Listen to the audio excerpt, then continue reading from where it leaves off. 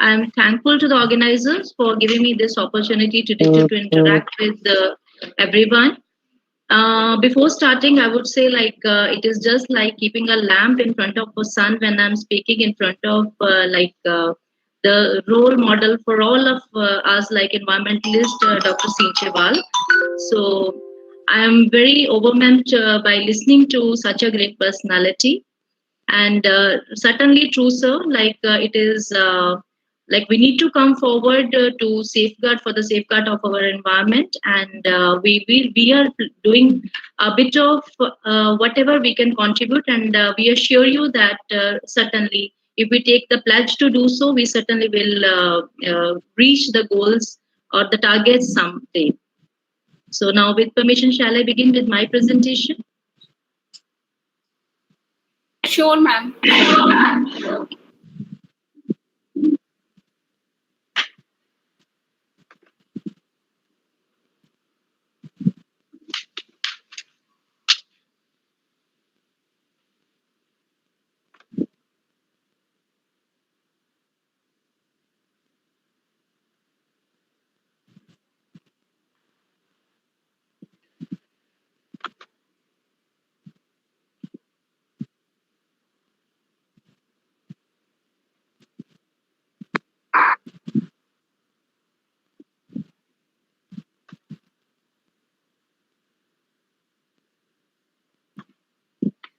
So is my screen visible, please? Yes, ma'am, it's visible. Okay. Actually, there is some problem with the slideshow. If I run this way, is it okay? Is it visible? It's okay. It's visible. Okay. Okay. Fine. Fine. So today I'll be talking on the topic plant biodiversity conservation is an important tool to save environment, and particularly I'll be talking with reference to the plants today, taking the theme of this particular webinar.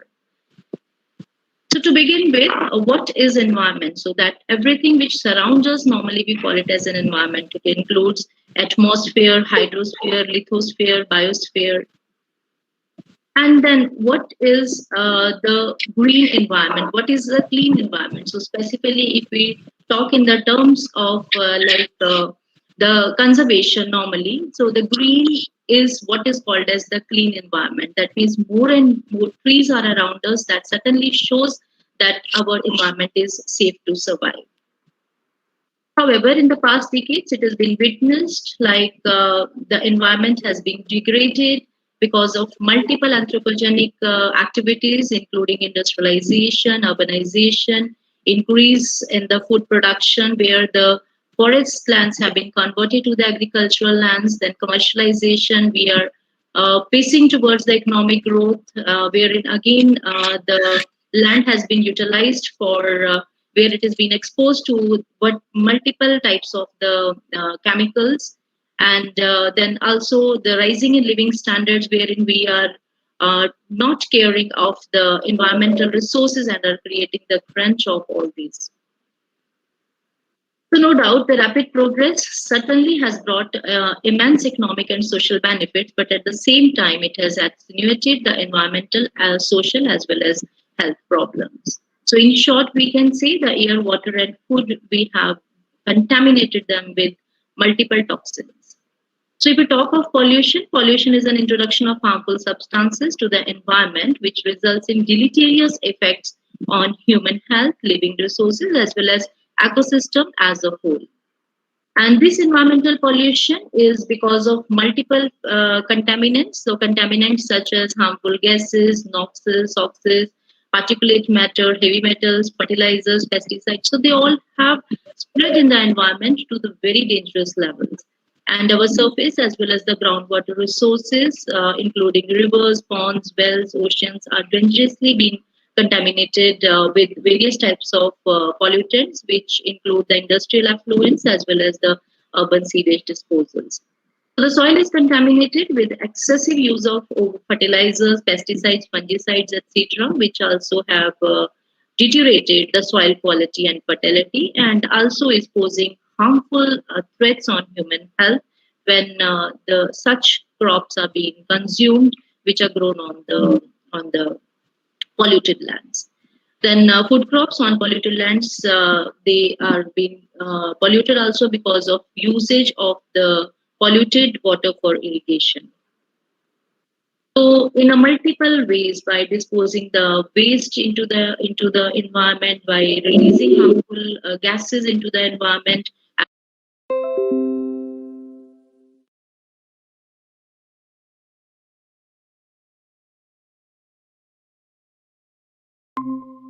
mountain glaciers are disappearing because they are is that the Greenland, especially, it is melting. Then there is continuous increase in the sea level, and also species are for their survival. The species are migrating from one place to another, and it is also witnessed in the form of a greenhouse effect. Now, what basically is a greenhouse effect? Is a solar energy. It reaches to the Earth's surface by passing through the atmospheric layers, and by the time it reaches to the Earth's surface during the course of its journey, some of the radiations are reflected back. But when it reaches to the Earth, and if it is a barren land, then the albedo effect or the reflection of these radiations is more, which is sending back the heat energy back to the atmosphere. And if in the atmosphere there are presence of greenhouse gases, then they trap this heat and uh, makes the rise in the atmospheric temperature. So this phenomena can be seen in a very simple, practical form, like when we are keeping a car in the hot sun. As the heat enters into the car, it warms up, and then the wind screens does not allow the heat to radiate back or to pass out, and therefore the car becomes hotter. The same phenomena is being observed on the Earth, which is surrounded by the atmosphere. Now, this is also consequencing into the serious impacts like floods, droughts, heat waves, then forest fires, tropical storms, and so on. Apart from this, it is also causing various types of health issues, like with the common occurrences of headaches, fatigue, respiratory illness, then cardiovascular diseases, gastroenteritis, cancer, nausea, and various types of sometimes there are some chemicals which are released into the atmosphere are allergens. So some people also get various types of skin irritations. Among various causes which we have been talking of, like deterioration of the environment, the deforestation is one of the very serious anthropogenic cause, which is resulting into the imbalance of ecological system. So basically, forest acts as a biggest sink of greenhouse gases on land and contribute heavily to the global climate balance. And during about 20th century, forests have been devastating because of continuous cutting of these trees for various human needs like firewood, wood for construction. Then there are various types of industrial activities and so on. And as per State of India Forest Report 2019, only 21.67 of the land is under forest cover, and which is actually to be required as a 33%, which is recommended by National Forest Policy 1952. Then become, what is the solution? So the solution towards the very first prime step is the sustainable development, as uh, Sinchiwal sir also have just now mentioned. So we need to go for sustainable development, and that is the need of the hour. It is the development. What is sustainable development? It is the development that meets the needs of present without compromising the ability of future generations to meet their own requirements. So what do? We should go for, we need to conserve our most valuable resources, and one of the most important of these valuable resources are our plants. We should go for biodiversity conservation. Now, what is biodiversity conservation? It refers to protection, preservation, and management of ecosystems, as well as natural habitats, and ensuring that they all are healthy and functional. So we have two prime objectives for under the biodiversity conservation, which are to protect and preserve species diversity, and also to ensure sustainable management of species and ecosystems. We talk of biodiversity. What is the biodiversity? So, as per the Biological Act 2002, biodiversity, or otherwise called as biological diversity, is the total variability within all living organisms and ecological complexes in which they are surviving. When we are talking of biodiversity conservation, we need to work upon three aspects, that is, retrospect, prospects, and conservation. What is retrospect? It means looking back, thinking about the past, what has been done, like what types of harmful situations we have created, and that is to be seriously being given a serious thought of.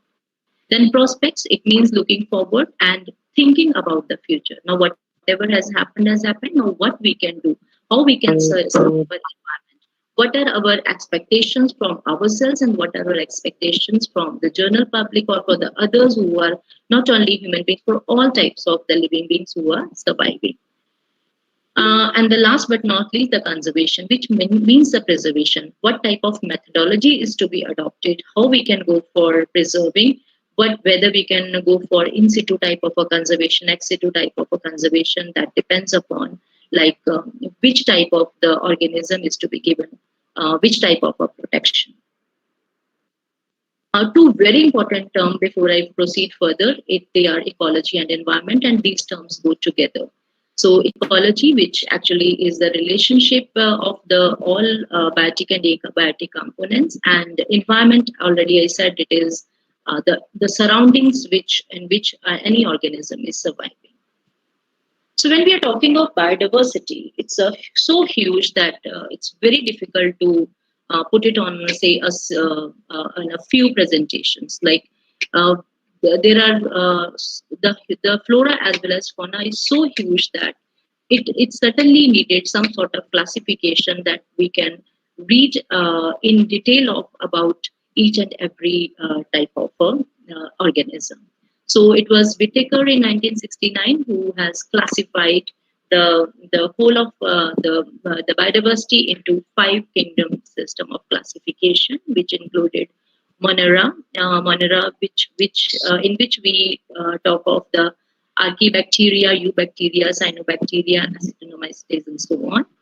And then the second is Protista, which includes protozoa, slime molds, microalgae, diatoms, and so on. And then fungi, that included higher fungi, plantae with the higher algae, as well as various types of green plants, including bryophytes, pteridophytes, gymnosperms, and angiosperms. And the fifth one, as an animalia, we also call metazoa, which included vertebrates as well as invertebrate animals. The very simple way of classifying is also like we can classify them in like plants as well as animals. So plants which are intermediate growth are photosynthetic and they do not move from one place to another. Similarly, animals, they are determined they have the determined growth and are dependent on plant directly or indirectly, and can also move from one place to another. Now, talking of some of the important key features of some of the plants in the world. So, if we talk only of algae, so in world there are about 40,000 species existing, and in India alone we have 6,500 species. So we have a very rich flora in India as well. So out of this, 5,820 are freshwater, and whereas 680 are the marine water species. Similarly, when we talk of the bryophytes, the mosses, in world are about 15,800, and in India alone we have 2,000 type of species. And if we talk of only Western Himalayas, we have 751 around species which are existing. So that's what the reason that we call such spots as the hot spots. That means they are very rich in the biodiversity. And for the pteridophytes, which are ferns or alleles, and the world there are 13,000 species, and in India alone we have about 1,000 species. Gymnosperms, there are 750 species in the world, and in India alone we have 56 species. Angiosperms, 250,000 in world, and 17,100 in India. Similarly, there are some other important plants like spermatophytes, which are having very peculiar types of the features. They are they have been having special type of special type of some of the characteristics like presence of transfusion tissues, hydroderms. Then they have the prothelial cells.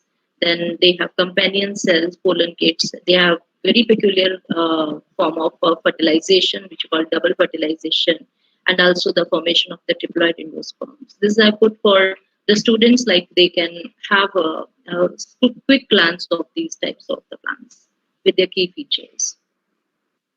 So another way of classifying the plants alone, we can classify them also as a dicots and monocots. The one which are having the dicotyledonous, they are called as dicots, and similarly with the single cotyledon, we call them as monocots. India also is considered as one of the mega diversity center. Most of the time, it has been you would have read that India is a mega diversity. Certainly true. We have huge biodiversity, and we in our India is we are considered to be identified as the under 17 mega diverse countries. We also have some of the endemism and hotspots. Endemism means the confinement of biological taxa to restricted area. That means those particular types of the plant species, they may be growing in a particular area, a particular type of a climate.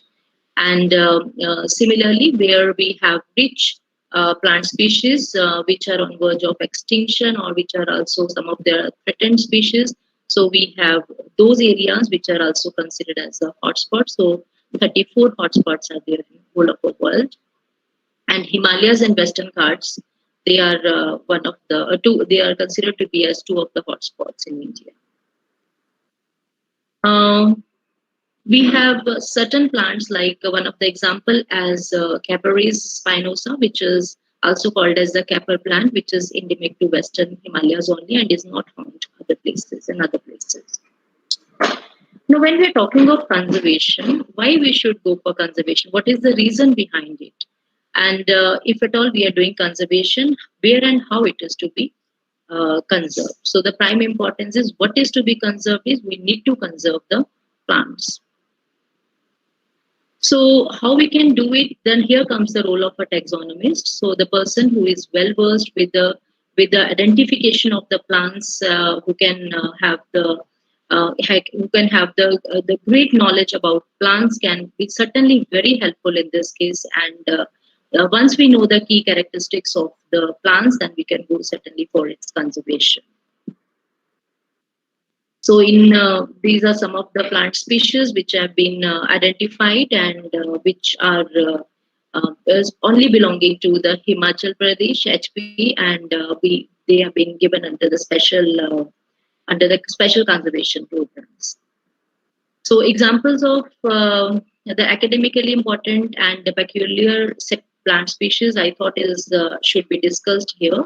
So there are very interesting plants which have the very different type of the characteristics than the normal plants. So I have compiled that the information of those plants here. So in this Sequoia sempervirens is one of the plant which is otherwise called as the is also called as the redwood, and this redwood is actually is present in California and USA, and the peculiarity is that they are very tall in nature. Then we have also an example of Sequoia dendron giganteum. This is also called as father of the forest. It is very big, and it is so big that this is an example in front of you that even its trunk is been made into tunnels so that that anybody can drive through it. Then world's smallest flowering plants, Volpia is one of the examples, which is also called as duckweed, which belongs to family Lemniaceae. Then about world's largest flower example is Rafflesia arnoldi. Smallest fern, the example is Azolla caroniliana. Oldest living tree we have is Pinus aristata and also Pinus longevia. And heaviest known living organism in its existence is Pando, or we call it as a trembling Jan. It is a colonial colony of a single male quaking aspen, which the tree in which is basically a tree in Utah, and it is considered to be among the oldest living organism in existence. And the single root system connects all pandrels. Similarly, we have examples of Ginkgo biloba, which is considered as one of the living fossils, the only living fossils. And Cercacearia species, commonly called as Brahma cover, which is also used for worship. The family is Asteraceae. And we have examples of bioluminescence plant, which are otherwise called as the fire algae. Butea monosperma, because of its beauty, because it is so well being formed in the summer, it's also called as the flame of the forest. The most spreading plant is Bryloscacia branchiera, which is otherwise called as the box huckleberry, and it belongs to family Ericaceae. And tree canopy covering the greatest area is one example, which is the banana tree, bara or bargat. We call it as Ficus bengalensis. The world's largest fruit is popular pumpkins. The world's largest seed is Lodoicea saccharorum, which is also otherwise called as a double coconut cocoa. And world's smallest seed is orchids and can produce 35 million seeds per ounce. World's largest flying seed is Gyrocarpus. So world's largest flying fruit is there, which is Cavanelacea planetofolia. We have example of ice flower, that is Silene stenophylla. Then tree occurring at the highest altitudes is Butella utilis and Abies spectabilis. Flowering plants which are found at the highest altitude, even at around 21,000 feet at Mount example we have is Ranunculus labotus and Armenia. The world's fastest growing plants, they are Bambusa or Indicacia. World's longest and fastest growing seaweed is Macrocystis pyrifera. The slowest flowering plant with the largest inflorescence is Pua iramonte. Largest ovule and egg cell in the plant kingdom is Cycas thoraci. Its length is about 7 centimeters and can be seen with the naked eye. Castor bean, otherwise called also named as Ricinus cuminis, is the deadliest plant in the world, and a dose of ricin weighing only 2 millionth of 1 ounce is enough to kill 160-pound person. And Texas Weliciana, this is also commonly called as the bigby. It is having very rich in alkaloids, hexene and taxol, and also is considered to be as to contain as anti-cancerous properties. So, but presently all biological species are under constant threat, and what is happening to a clean environment and the biodiversity? So, why this decline is occurring? Again, the answer is same, that we only are responsible for this huge loss. We take out so much woods from our trees for fuel and other purposes that there is a scarcity or there is a crunch occurring in these resources.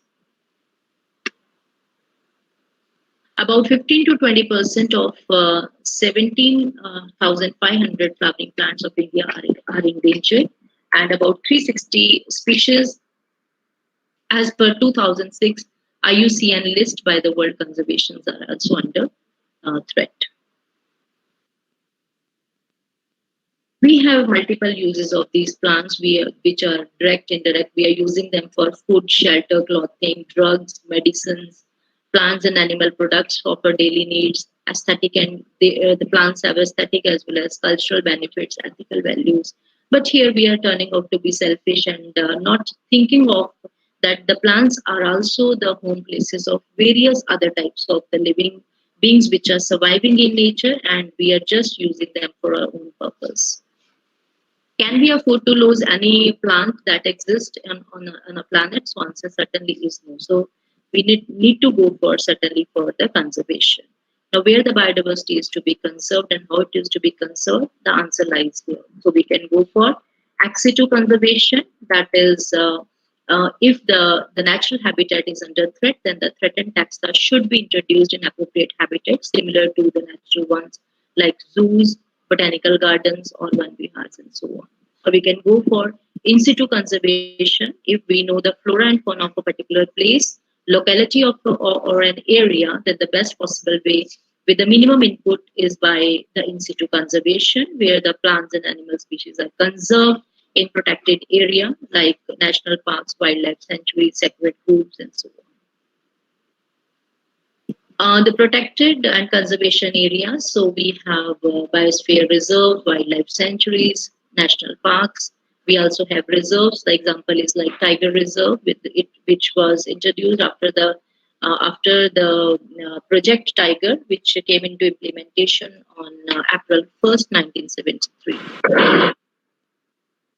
We have examples of biosphere reserve where basically this is having three zones: the core area, buffer zone, and manipulation zone. In the outermost area, the manipulation is allowed. Buffer zone only the entry is allowed, but no activity is allowed. The core area is strictly under legal protection, that nobody is allowed to disturb the animals or the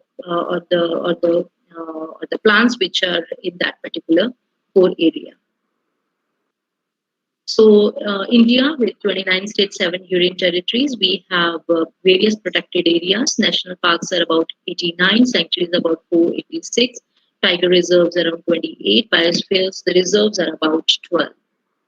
And apart from this, with the help of law, there are strict regulations being made if anybody is violating the rules against this environmental conservation, then certainly there are certain punishments. So we have certain international laws.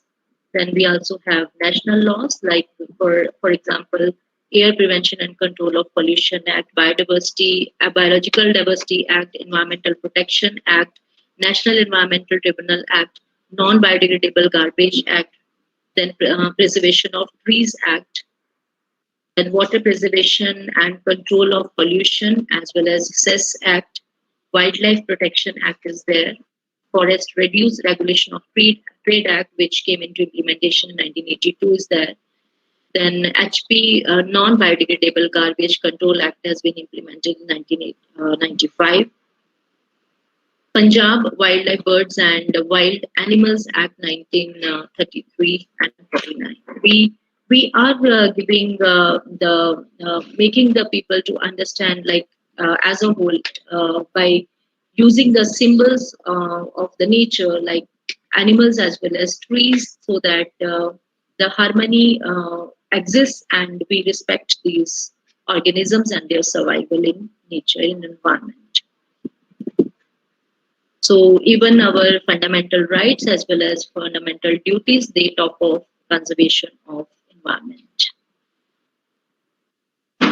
So again, coming back to the same, like we need to go for conservation of all this. We need to develop the sustainable development. So we should keep in mind that every organism has right to live, and if at all the damage has been done, now we need to go for the second pillar, that is conservation of nature and as well as the natural resources, and then improving the quality of life so that we get benefit also out of it without causing any harm to the nature. We need to work upon eye level, not on B level. And again, Baba Sinchewal ji is one of such example, who has taken initiatives in all the terms and have been continuously working to conserve the environment, especially in this region. So again, I just wanted to add upon, like we also have in GNDU, Botanical University, the Botanical Garden, which is also rich in vegetation. This was established in 1975, and the spread is spread area is about 25 acres, and it includes trees, shrubs, herbs, climbers, and they all are arranged section wise as per the Bantam and Hooker classification. So this is the satellite view of the botanical garden. So the very like key feature of this botanical garden is the classification is as per Bantam and Hooker, and so that it is easily one can when you are when somebody wants to know about the details of the plant. So all examples are being put in a particular section, and so that it makes the visitor easy to know about the plants. So apart from this, some digitalization, the digitalization process is also being done, wherein the EDOPS has been prepared, and where the information regarding herbs and shrubs has been added on, and anybody can go to the site and then can see the details by clicking on EDOPS. You get entry into the EDOPS, and therein, once you give the plant name, which is there in the list, you can get the detail of that plant in this way. So all about the plant information will be put in is put into this, which anybody can view from this. So again, I'm going with the same message. We need to save Earth, and we can save the Earth by planting more and more trees, because trees are the fundamental key features for all types of the survival for survival of all types of organisms in the environment, in the nature. So thank you